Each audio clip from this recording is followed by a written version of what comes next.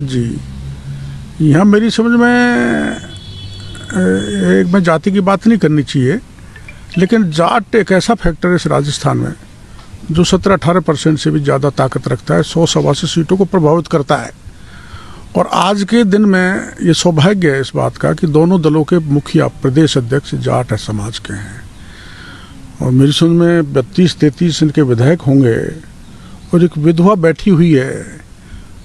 सरकार को ये तो पता है, वो भी जिसमें आरोप लग रहा है कोई साजिश हुई है। हाँ, और सरकार को पता है कि इतने प्रबल शक्ति वाली जाति है, उसके बाद भी मुख्यमंत्री जी इस विधवा के प्रकरण को अटका रहे हैं, लटका रहे हैं, भटका रहे हैं, कह रहे हैं देखेंगे, बात करेंगे। चीफ सेक्रेटरी ने तो ऐसी बात करी मेरे से कि बात करेंगे। बात क्या करेंगे? 2 दिन बाद बात आपके हाथ से निकल जाएगी और ये जो जितने भी लोग यहाँ पर आए हैं ये सड़कों पर उतरेंगे। फिर हम नहीं चाहते कि कोई लॉ एंड ऑर्डर की स्थिति बिगड़े, कानून से बाहर बातें जाएं, लेकिन लोकतांत्रिक तरीके ये तो हम इस महिला के प्रति तो सरकार इतने संवेदनशील न जाए। मुख्यमंत्री जी इतना बर्बरदाप उतर जाएं कि उनको उठा लो मंत्री के मकान से, बुलाओ मंत्री का जो उन्होंने ये कह दिया कि नहीं यहाँ थानेदारी नहीं चलेगी, नहीं तो इन विधवा को और मेरे को जेल में डाल देते।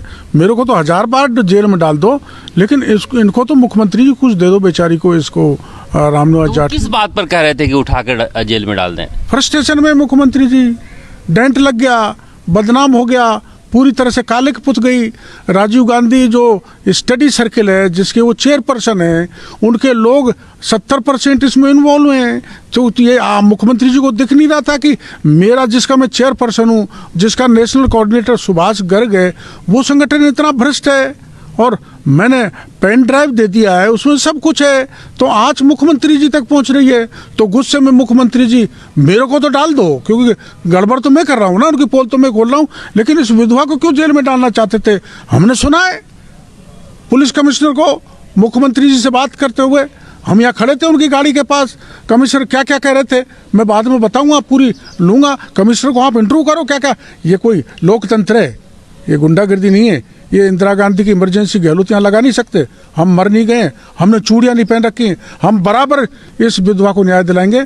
और सीबीआई जांच मत कराओ, ईडी घुसेगी इन दफ्तरों में जो इन्होंने लूट के 400-500 करोड़ रुपए अपने घरों में भर लिया कांग्रेस ने। और मैं आरोप लगाना चाहता हूँ, इसकी गहराई से जांच करी जाएगी तो पूरे देश का फंडिंग गहलोत कर रहा है कांग्रेस के लिए। यूपी के चुनाव हो, पंजाब के चुनाव हो, उत्तराखंड के चुनाव हो, मेरे को डाल दो जेल में। गहलोत साहब आप में दम हो तो आप पैसा दे रहे हो सारे कांग्रेस को, जो भ्रष्टाचार फैला के आप कांग्रेस को फाइनेंस करके बाकी को किसी को कांग्रेस में नहीं पनपने देना चाहते। आप ही बड़े बन के रहना चाहते हो। ये अब चलने वाला नहीं है राजस्थान। हाँ, कहाँ हुई जांच नहीं हुई तभी तो मंत्री जी बताएंगे। मैं गांव पूछ नहीं पाया हूँ, जल्दी टूर में चले, कहते एक ही गांव के 11 लोग थानेदार बन गए। हाँ, वो हमारे राजस्थान तक आज तक सबसे उन्होंने बोला है ये बात। हाँ, बोला है। और तो सब इंस्पेक्टर में भी बड़े पैमाने पर लीक हुआ। जो आप बात कह रहे हो वो सही है कि इनकी परीक्षा रद्द करके दोबारा परीक्षा करा दी, लेकिन जो घोटाले किए, गबन घोटाले, उनकी जाँच नहीं हुई, इसलिए सरकार का मनोबल बढ़ गया। तो रीट को भी ऐसे ही चाहते थे, लेकिन रीट के प्रमाण देते गए हम, और सरकार जाके उस जाल में फंस गई और सही जाके फंसी है। जितनी भी परीक्षाएं राजस्थान में हुई हैं, मैं तो मांग करूंगा कि सबकी जांच सीबीआई से कराई जानी चाहिए। ये महाघोटाला है, हिंदुस्तान में ऐसा कहीं भी नहीं हुआ होगा जो राजस्थान में ये परीक्षाओं में हुआ है। अब शिक्षा मंत्री जो हैं बीडी कल्ला, वो कह रहे हैं कि रीट लेवल 1 में कोई गड़बड़ी हुई नहीं थी, इसको जाँच कराने की क्या ज़रूरत है और रद्द करने की क्या ज़रूरत है। जबकि सवाल उठता है कि चोर इतना ईमानदार तो नहीं हो सकता कि एक लिफाफा खोले, एक लिफाफा छोड़ दे। और फिर जो सेंटर आप बताए हैं उनमें तो दोनों ही लेवल की परीक्षाएं हुई हैं।